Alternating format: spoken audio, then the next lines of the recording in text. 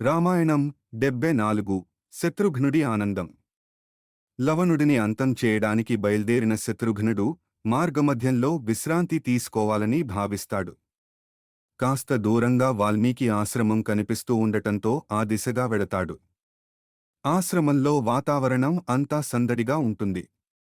వాల్మీకి మహర్షికి నమస్కరించిన శత్రుఘ్నుడు తాను ఏ కార్యంపై బయల్దేరింది చెప్పి ఆ రాత్రికి అక్కడ ఉండాలనే ఉద్దేశంతో వచ్చానని అంటాడు.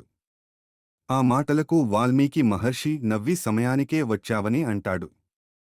సీతమ్మ తల్లి కవల పిల్లలను ప్రసవించిందని చెబుతాడు. ఆ మాట వినగానే శత్రుఘ్నుడు ఆనందాశ్చర్యాలకు లోనవుతాడు.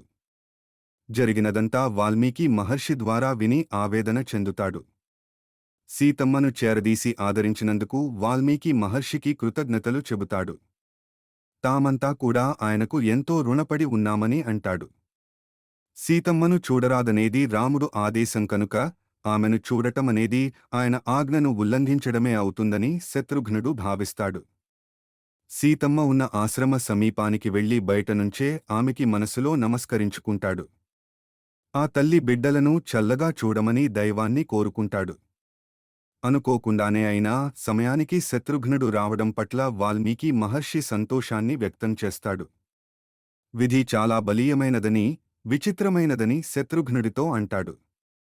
సీతాదేవి వనాలు చూడాలనుకోవడం, అదే సమయంలో రాముడు ఈ నిర్ణయం తీసుకోవడం, రామాయణం రాస్తున్న తనకి సీతమ్మ తారసపడటం, ఆమె ప్రసవ సమయానికి అత్తింటి తరఫునుంచి శత్రుఘ్నుడు రావడం, ఇదంతా విధి చేసిన విచిత్రాలేనని చెబుతాడు. కాలప్రవాహంలో జరిగే మార్పులను అంగీకరిస్తూ ముందుకు సాగిపోవడమే జీవితమనే అభిప్రాయాన్ని వ్యక్తం చేస్తాడు. ఆ రాత్రికి వాల్మీకి మహర్షి ఆశ్రమంలోనే విశ్రాంతి తీసుకున్న శత్రుఘ్నుడు ఆ మరుసటి రోజునే వాల్మీకి మహర్షి ఆశీస్సులు అందుకుని అక్కడి నుంచి బయల్దేరతాడు. అలా ఆయన మధుపురానికి చేరుకుంటాడు. లవణాసురుడికి గాని ఆయన అనుచరులకు గాని ఎలాంటి అనుమానం రాకుండా ఆయన నివాస ప్రాంతానికి చేరుకుంటాడు. ఆ సమయంలో లవణాసురుడు అడవికి వెళ్లి అక్కడి మృగాలను వేటాడి వాటితో ఆకలి తీర్చుకుని తిరిగి వస్తుంటాడు.